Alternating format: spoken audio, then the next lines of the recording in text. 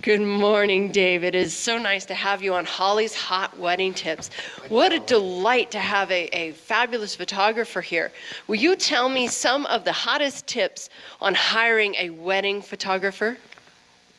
The best thing to do is to make sure that the photographer you're using is the one you've interviewed. In other words, there are many photography shops that will have someone who will go down a list and pick whoever might be available for your wedding day. And another important thing is it could be a very time-consuming, very stressful process to really choose your photographer.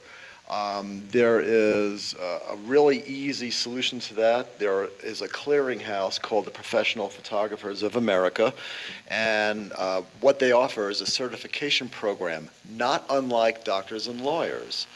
And what they will do is test these photographers, educate them, ask for letters of recommendation, judge their images, and once you've passed a very killer regimen of all these tests, then they offer certification.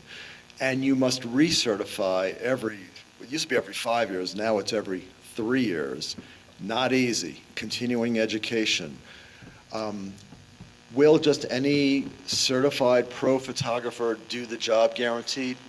No one guarantees anything. But that alleviates a lot of questions in most of my couples' minds, knowing that if they at least get a certified photographer, they're in really good shape compared to the rest. And only 3% of professional photographers in the United States are certified. Wow, I had no idea if photographers certified. Ballroom dance teachers can certify as well. It's also a very rigorous test, but I had no idea photographers did that as well. What about personality? Your photographer and you have to get along. That's upmost. He could be a great photographer, but if you want to be able to look at your images and smile, then knowing that you're going to have fun with your photographer, knowing that you had fun with your photographer means the world. He could be world-class, it could be world-class images that you're getting, but if the photographer was, what's a PC way of saying this, not a jerk? If he was a jerk, every time you look at your images, you're going to think, oh my God, this was awful, and it's just going to ruin your memories for life. So that's most important. Can you get along? Which brings up that other little point I made. You don't want a wedding factory where they're going to send you whoever might be available that day. You want to sit down with the photographer who will be doing the photography and just get that warm, fuzzy feeling. He could be a mediocre photographer. The warm fuzzy is really kind of important. Good to know. What do brides and grooms need to know about their engagement photos? That's the next step. Although engagement photos are not crucial, they can do a lot to alleviate any doubt that you and your photographer can get along. It enables the grooms, who are a little less likely to be the photography shoppers, or in that case, any vendor shoppers. It allows everybody to have fun, no pressure, climb on rocks, walk in a field, do whatever. If it's your hobby you'd like to include, if it's horseback riding, if it's playing an instrument, if it's just a hike in the woods, bring your pets. This is the time to really get to know your photographer and have fun and know what you can expect on your wedding day. Good point. I know we had a great time with you in Red Rocks Park shooting dance moves on the rocks. So that's really fun to do unusual and different things on your engagement photo to set the stage for your wedding. How should couples make the most of their photos? Well, as everybody knows, we love to show off our photographs when it's all said and done. And if you've ever been the recipient of watching somebody's 300, 500 images go by, you tend to glaze over. You don't want to be the giver of that kind of experience. The best way to really share your photography is to choose maybe your favorite 60 images. That's where the wedding book, a storybook, professionally made storybook comes in a chronological layout, key moments, not necessarily the wedding formals, because that's kind of my mom and pop's version of what a wedding book looks like. This one tells the story. When your friends, when your relatives, when your guests see this book with an image on the cover, beautiful layouts on the inside, they're going to want to grab that book instead of glazing over and avoiding the 300 or 500 images that might otherwise be presented to them.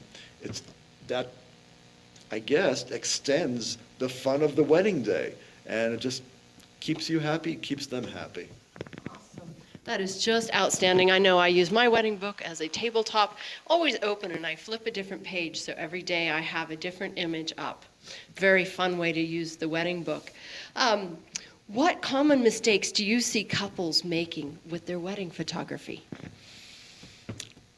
I believe what goes on is, number one, I'm not saying that you shouldn't do this, but just keep an eye out when you're hiring multiple photographers. It goes back to that they will hire whoever might be available that day. If they book 2 or 3 weddings on a day, it may not be the photographer you interviewed who will be part of that team. Also, if it's a very small venue, then there could be a lot of chaos between multiple bodies carrying a lot of equipment and multiple flashes going on. Now, there are a lot of couples who feel that their relatives or friends are accomplished photographers, and they've seen wonderful imagery from those people. And given the state of digital photography, the equipment, almost anybody, given enough time, could take wonderful images. Not the same as a professional who must, in rapid fire succession, create documentation of the day, moment after moment, in addition to the formals, going by quick, knowing how to assemble the people in an orderly and quick fashion, and to get you back to your fun as quickly as possible. Once again, it's not necessarily any professional who could do that, but certified professionals will stack the odds in your favor. I like the odds in my favor every chance I can get. David, what sets you apart from other photographers in your inspiration and your production? Well, I try to draw on various places in my life and also my hobbies. One of the things I offer my clients are, I call them hybrid shows or fusion shows, which, as a bonus, they get a video which contains still images as well as video snippets of key points of their day, whether it be the first dance, special speeches, getting ready backstage. I must say, first and foremost, I'm a still photographer, but nonetheless, these are important moments and they look great. Now, I've learned to do this kind of photography / video on the fly from being an adventurer. I love to get on my motorcycle with the GoPro, with my still cameras, and photograph video, photograph stills, and create these exciting travelogues. It's a mentality that feeds my wedding energy, and the energy from my wedding photography feeds that. It's kind of like a dual purpose, I guess a fusion of feeling. When I do weddings, it's on a very personal level, and when I'm creating my adventure shows, I'm thinking personal level. And of course, my brides love the excitement coming from my adventure side of my personality in their hybrid video, which everybody gets. So you won't miss like footage of the first dance or the father-daughter dance or pieces of speeches, things that would have been lost otherwise if people didn't remember to take out maybe their cell phone. You as their photographer is going to catch those timeless moments, and they're not going to miss a moment. What don't couples know about wedding photography that they really need to know? I guess an important thing is, what's the experience level of the photographer? Has he photographed, at the very least, similar venues? Doesn't have to be the exact same venue, although it does help. As long as it's a similar, like say, amount of space. Is it an outdoor venue? Has he done outdoor venues? Is it a dark candlelit church? I've kind of dealt with churches like that. Experience like that. That's kind of what is important. And again, is he fun to be with? So experience and fun are important assets. So, all right, my favorite question. What is the most unusual wedding you've ever done, David?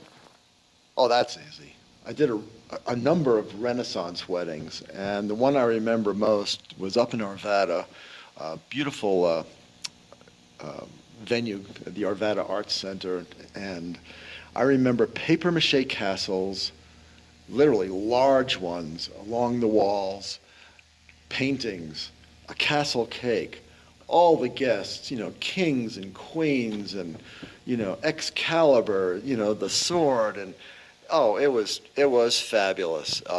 It was a photographer's dream, and having that kind of fun permeate every single guest made everybody's life not only easy, but really special.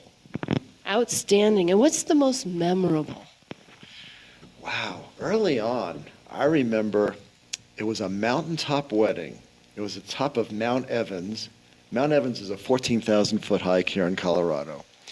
It was a sunrise wedding. Wow. 2 o'clock in the morning, got to get up and get up the mountain. But there we were at the peak, and they did a Native American ceremony. It had smudge pots, owl feathers to waft the smoke, and I so remember, burned into my mind, that the officiant was going, look to the east, look to the west, look to the north, look to the south. The world is yours. That really stuck as some beautifully said words and killer dramatic landscape, as a background to this loving couple. That is just amazing, David. Thank you so much from David Brenowitz Photography. Thank you, Holly.